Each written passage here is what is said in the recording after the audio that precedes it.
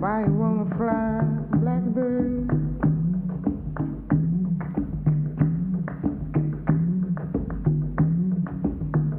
You ain't ever gonna fly.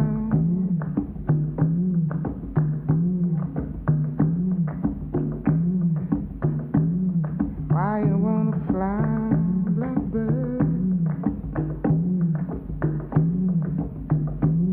You ain't ever gonna fly.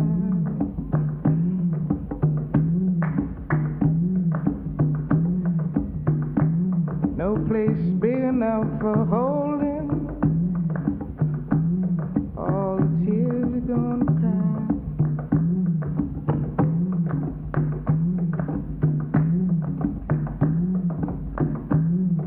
Cause your mama's name was lonely and your daddy's name was pain.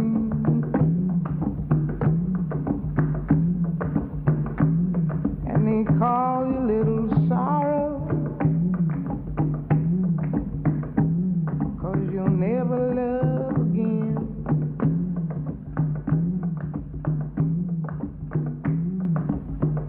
So why you wanna fly? Thank you for coming. I have the distinct honor and pleasure of welcoming to the stage the incomparable Angela Davis.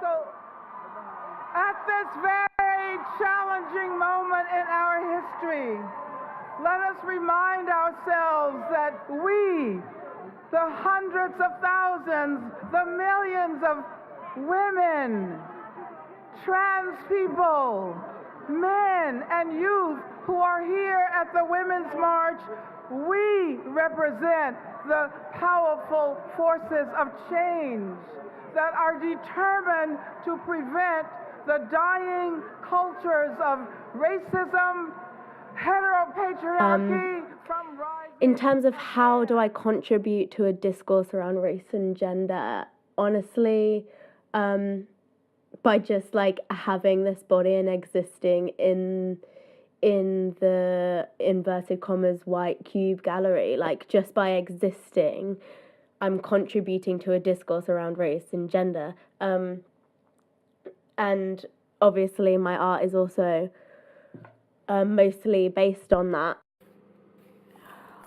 It's interesting for, whether or not my work is intentionally socio-cultural, political or not. I come from a international development background, so most of my past, I guess, work or career moves have been within a realm of social justice work and humanitarianism in a very corporate sense. And I've been attempting to abstract my own ideas of what those words mean, and within that, the best way to engage with politics in a way that's not literal. I want to change how people see things, and my practice is continuously developing, so I hope as I learn and grow and study, my work reflects that, and that encourages people to do the same.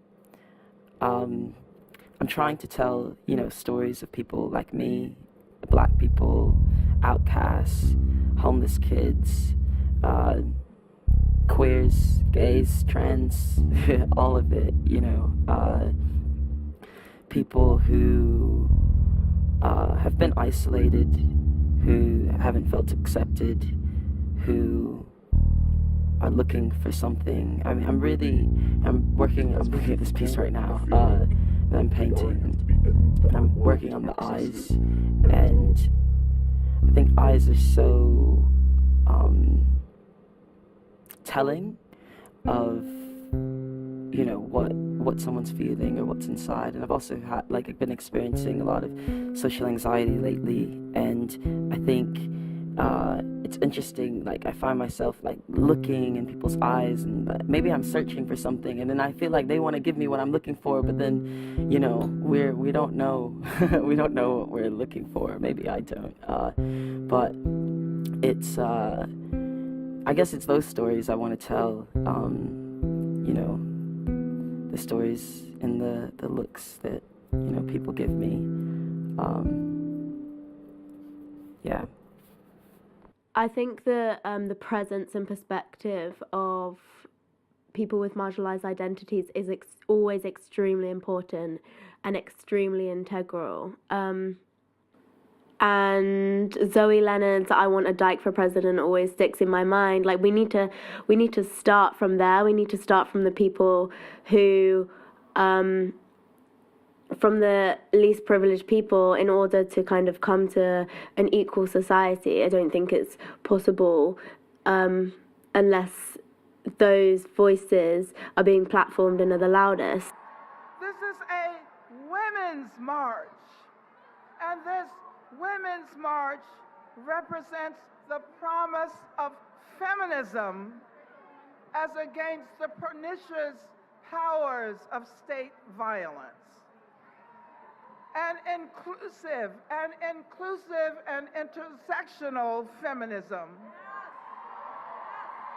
An inclusive and intersectional feminism that calls upon all of us to join the resistance to racism, to Islamophobia, to anti-Semitism, to misogyny, to capitalist I'm a lover of objects, exploitation. a lover of people, a lover and clocks and old maps and anything rusted or decaying. And I like to put all that together to make myself feel grounded. And I guess that's what I do. I try to bring all of these fragments and pieces of the world into one piece, just to feel okay. So I have been learning, and as an artist encountering the art world has been difficult. I feel like you already have to be in the art world to access it, and it's I noticed that the spaces and places and interest comes from people already in my community, and it's very much difficult accessing spaces and places which aren't necessarily founded on experiences of being marginalized, and you know, that recognition needs to come from those spaces to progress as an artist. So yeah, it's been hard. It's been contemporary difficult. art, this is just, you know, it's just another business that is successfully to, oppressing, I guess, marry people I with usually do marginalized portraits, identities. so marry the emotion and feeling in someone's face with the, I guess, the spirit realm, or kind of like a cosmic I would say I make art because to I our think ancestors, Black people are I exceptionally beautiful. I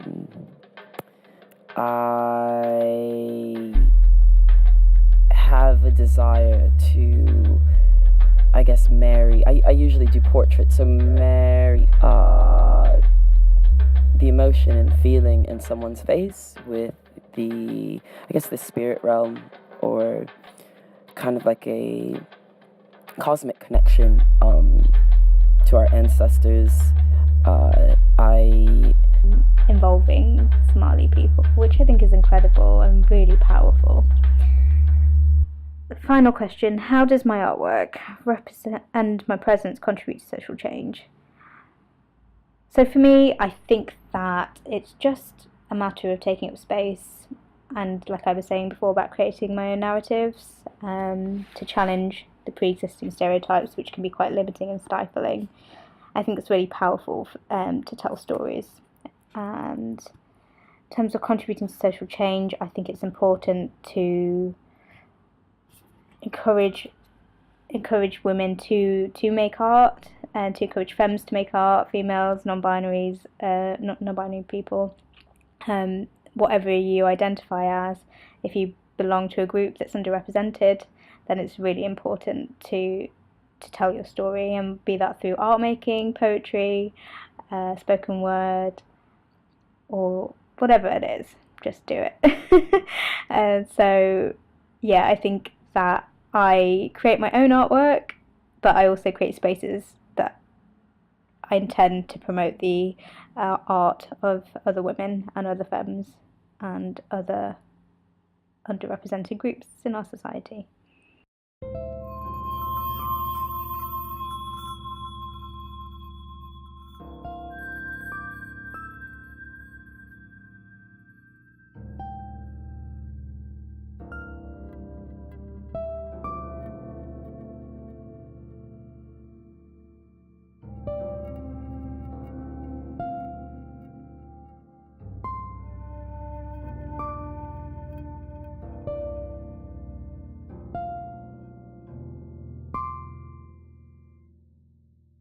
So for me, my experience as a woman is definitely fuels the art that I make, and I've always explored themes around femininity, the female form, around beauty ideals, around perceptions of what women should be, and critiquing that, I suppose.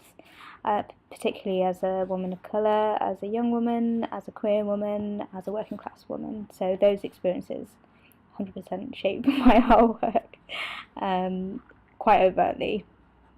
So yeah. And so for my presence as a queer working class woman of colour in the contemporary art scene, my existence there is radical, and my existence there is powerful because I'm just a glitch in a system that wasn't made for me, you know. Shout out to Legacy Russell for glitch feminism. Like, it's so true. That's why I feel that my presence, my perspective, and my artwork is important and needed within contemporary art, because this is just sort of it's kind of like a very small, obvious example of the way that society is. You know, it's being completely whitewashed constantly. People of colour are being constantly silenced. How do you use your art to shape societal perceptions? So for me, I think art and art making is storytelling. It's creating a new narrative are made and how they have so much power in our world. And so yeah, so it's part of my activism to take up space in that way, and to unapologetically do so. So do I have any female, women or femme artists I look up to? I do. I'm really inspired by Ria Jammer, who is an American artist, and she kind of looks at reimagining Somali culture and imagining and creating worlds, sci-fi, involving Somali people, which I think is incredible and really powerful. Final question: how does my artwork represent and my presence contribute to social change? So for me, I think that it's just a matter of taking up space, and like I was saying before about creating my own narratives, to challenge the pre-existing stereotypes, which can be quite limiting and stifling. I think it's really powerful to tell stories. And in terms of contributing to social change, I think it's important to encourage women to make art, and to encourage femmes to make art, females, non-binaries, non-binary people, whatever you identify as. If you belong to a group that's underrepresented, then it's really important to tell your story, and be that through art making, poetry, spoken word, or whatever it is, just do it. So I'm going to read a section from Brown Girl in the Art World 1, which is a small essay that I wrote about existing in the art world as a woman of color. When you are a woman of color, you're part of something so soft. A link in a chain, hand in hand always. Being 6 years old down the cereal aisle in Aldi is how it feels for me to be alone in a room of white people. Actually, that's a good way to describe the art world. A room of white people. The other day I went to my first symposium that my wife had organised on artist-led spaces. I've just become an artist in an artist-led space, and so I felt as though this may be something I could really resonate with. I am the only person/artist of colour in the artist-led space that I am involved in. I was also the only person of colour amongst the 20 plus people that were in the room, sitting opposite a panel of white people. Melissa Harris Perry is the author of a book called Sister Citizen. She's also a professor in political science. She's the definition of a boss-ass bitch, and in the book she references research called the crooked room. They would take someone and put them in a dark room. When the lights are turned on, all the angles of the room are crooked and everything is tilted differently. Sitting on a movable chair, the person's responsibility is to find the upright. It's basically asking how dependent we are perceptually on the things that we can see when figuring out what is up or down. And most people are field dependent, and they would get themselves tilted in the chair as much as 45 degrees, but perceive themselves as straight up or down because they are in line with the crooked images all around them, which is like society. Harris Perry describes being a black woman in America as being in a constant crooked room. Society presents to us a series of crooked images that make it hard to figure out what the true upright is. Now this shit is like being a woman of colour full stop, but let's talk about the hashtag art world, which I'm now describing as a crooked room full of white people that I've snuck into and I'm standing in the corner. The art on the walls is exploring the identity of the white male. To the field-dependent people, also known as the majority of the art world, this room is upright. And they can stand peacefully, even though it's only at 45 degrees, because the chair is in line and adjusted perfectly to allow them to view the ceramic pots that's been made by the white boy and his mum. The work explores his identity and their relationship, stuff that those people can really resonate with. They stand alongside it comfortably while discussing last week's private view, wine in hand.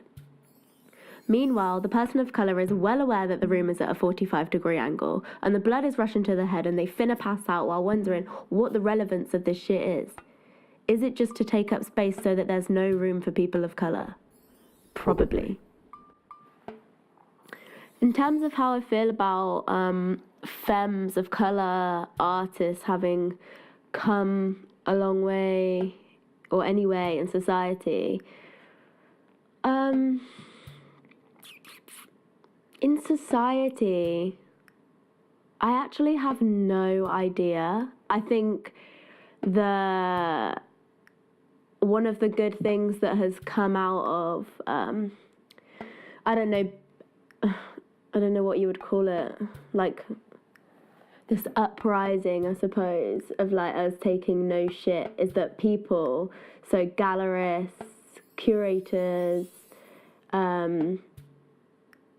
anyone in power is shit scared that they're going to get called out. So, there's definitely more opportunities being churned out for us, I think, 100%. But sometimes I do question the integrity behind those opportunities. They can often be extremely tokenistic. And not actually that beneficial to us artists, especially when it comes to money and making a living. But I think, on the other hand, there's also this really beautiful thing that's come out of it. Organisations such as Galdem, Babes, even Pussy Palace, all of these places that are just like, fuck this, we're gonna make our own spaces, it's just like such an incredible thing, and I'm just so, I feel very grateful to be in this time and see that happen. I think it's extremely important, and I think it's really paving the way for a future that we want our children to exist in. In terms of inspirational femme and women artists, wow. I mean, you know, Labaina Hamid has just won the Turner Prize, the first ever black woman to win the Turner Prize, which is literally crazy if you think about it. Like, people really think that, you know, these records are still being broken. That's so wild. Like, there's so many. Victoria Sin is a non-binary drag performer, an artist, same as Evan. There's so many. There's literally so many. I'm just surrounded by absolutely amazing femme women artists, women of color, non-binary people, trans people. That it's just, you know, it's a very, very magical time. So I suppose in terms of coming a long way, I think, yeah, we have, because we don't take any shit and we are forcing our foot in the door, taking up seats at tables and doing it for ourselves. So why you wanna fly, Blackbird? You ain't ever gonna fly.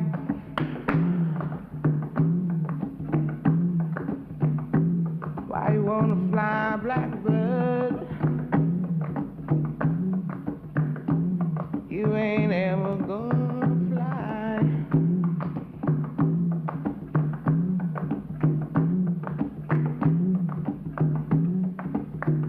You ain't got no one to hold you.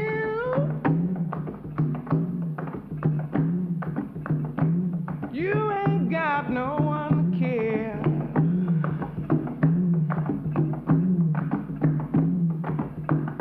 If you'd only understand, dear, nobody wants you anywhere.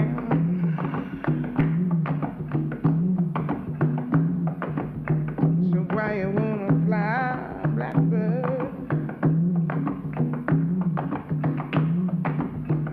You ain't ever gonna fly. Resistance on the ground, resistance in the classrooms, resistance on the job, resistance in our art and in our music. This is just the beginning. And in the words of the inimitable Ella Baker, we who believe in freedom cannot rest until it comes. Thank you.